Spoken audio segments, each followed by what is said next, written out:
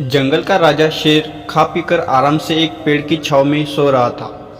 तभी कहीं से एक नटखट चूहा वहां आ पहुंचा और खेलने लगा। खेलते खेलते वह शेर के ऊपर चढ़ गया। कभी वह शेर की पीठ पर दौड़ता तो कभी सिर पर चढ़ जाता। कभी वह उसके कान पर झूलता तो कभी पूंछ से खेलता। उसे बड़ा मजा आ रहा था और उसकी उछल कूद बढ़ती जा रही है। नटखट चूहे की धमाल चौकड़ी से शेर की नींद टूट गई।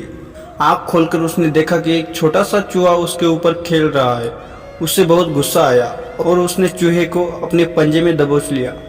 शेर के पंजे में आते ही चूहा डर गया और थरथर कांपने लगा। शेर बोला, बदमाश चूहे, तेरी इतनी हिम्मत कि तू जंगल के राजा शेर की नींद में खलल डाले। अब तेरी खैर नहीं, मरने के लिए तैयार हो जा। अब मैं तुझे मारकर खा जाऊंगा। मौत सामने देख चूहा गिड़गिड़ाने लगा, वनराज, मुझे क्षमा कर दे, मुझसे बहुत बड़ी भूल हो गई। मुझ जैसे छोटे से प्राणी को खाकर आपको क्या मिलेगा? आपका पेट तो भर नहीं पाएगा। कृपा कर मुझे छोड़ दीजिए। अवसर आने पर मैं अवश्य आपके काम आऊँगा। चूहे की बात सुनकर शेर हंसने लगा और बोला, मैं जंगल का राजा हूँ, मुझसे बलशाली इस पूरे जंगल में कोई नहीं। तू छोटा सा चूहा मेरे क्या काम आएगा?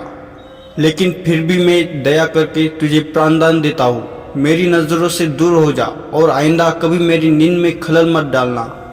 चूहा धन्यवाद कहकर वहां से चला गया। कुछ दिन बीते। एक दिन शेर जंगल में शिकार के लिए घूम रहा था कि वह शिकारी द्वारा बिछाए जाल में फंस गया। उसने बहुत प्रयत्न किया किंतु जाल से बाहर नहीं आ पाया। वह मदद के लिए दहाड़ने लगा।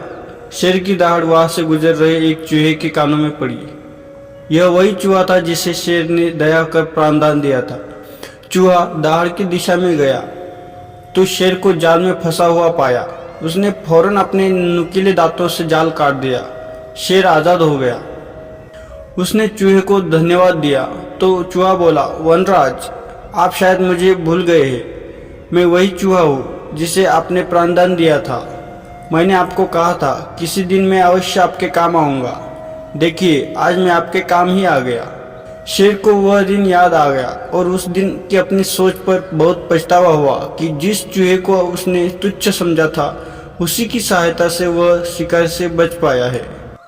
सीख, बाहरी स्वरूप देखकर किसी की योग्यता का आंकलन नहीं करना चाहिए।